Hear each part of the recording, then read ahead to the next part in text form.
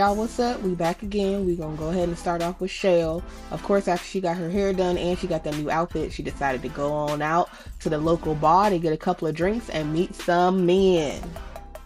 So while she was waiting for the bartender to make her drink, she met Rodney, which is a local, and he just started yapping, asking, who she was or how long she been here, da da da da. She thought that she wouldn't be interested because he was a little on the young side, but she thought this was her opportunity to be a cougar, and why not?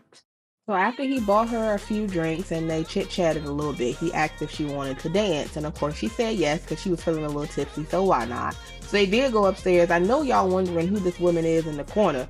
That's her niece? No, that is her brother's wife, Nayeli. She always stealing.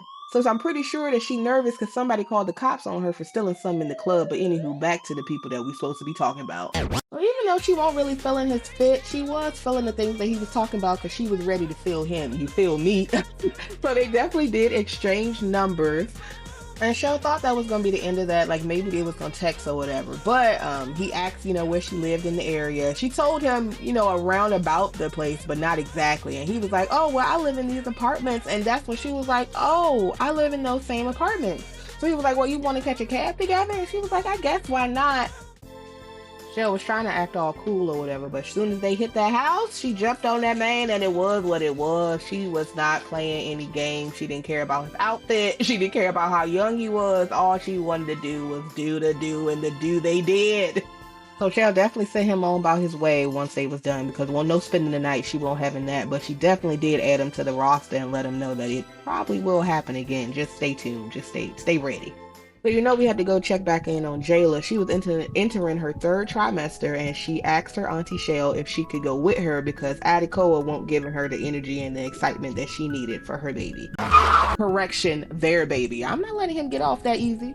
But the doctor told Jaylah that everything was fine and that the baby was healthy, and she was able to show the ultrasound. She got a 3D ultrasound picture and was able to show that to her auntie, and Chelle was so excited and so happy, for Jaylah. And Jaylah was happy that she brought her Auntie Chelle instead of Adikoa because it definitely gave her all of the feelings and the excitement that she needed. Now it was time to eat because Jaylah was hungry. So Auntie Chelle found a nice little restaurant for them to go to. They did change clothes, because they just felt like they should. And Auntie Chelle was filling on Jaylah's belly, just telling her how happy and excited that she was. Jaylah, of course, had to use the bathroom because, she constantly got to go. And while in there, she stared at her belly as well and just was excited that she was bringing a new sim life into this world. And she knew that she would be okay with or without Adikoa if it came to that. But he gonna pay that coin, so don't you worry. So when Jaylah came out the bathroom, the food was there. Her Auntie Chelle knew exactly what she liked. She got her a little pasta, a little crab pasta, and Auntie Chelle got some salmon and some broccoli. And they just had a little girl time together. Jaylah didn't tell Auntie Chelle everything, but she told her enough for Chelle to get the idea. And Chelle gave her as much encouragement as she could to just let her know that she got this and that Chelle was always going to be in her corner.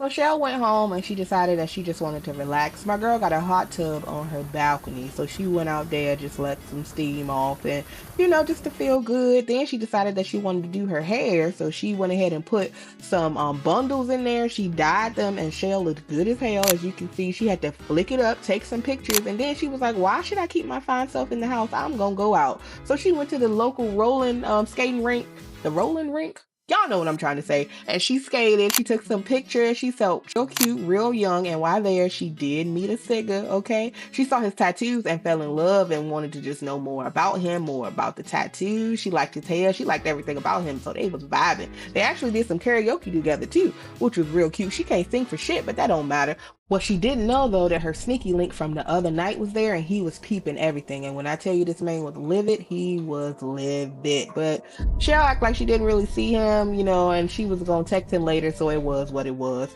Her and her new little boo thing went back to her place and got down very quickly. I think Chelle maybe want to slow down a little bit, but I think the girl having fun, so let's just let her have fun. Alright, so that's all we have for this chapter. We'll be back again with some more with Jaylah and her family. See y'all later.